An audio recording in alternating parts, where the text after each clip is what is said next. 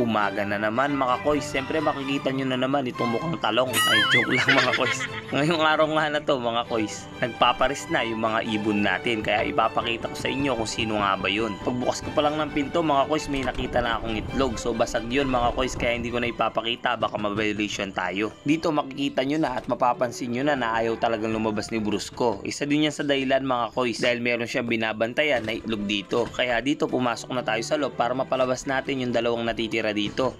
Ito palang ibon na to, si Brusco at saka si Wak. Dito nalilito pa ako kung sino yung nangitlog, si Wak ba o si Thunder. Pero dito nakumpirma ko na dalawa talaga sila na nangingitlog dito.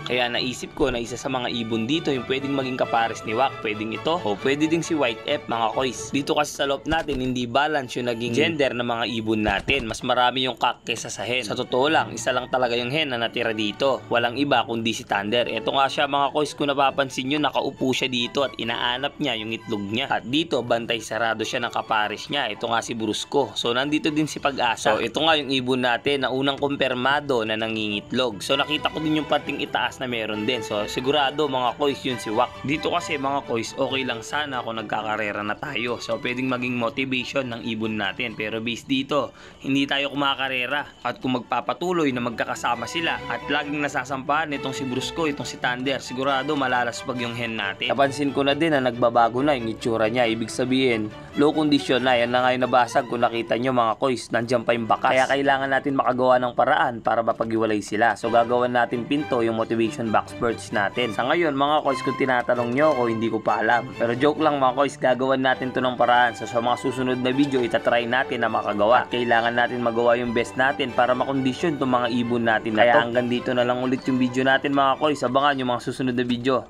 Ingat!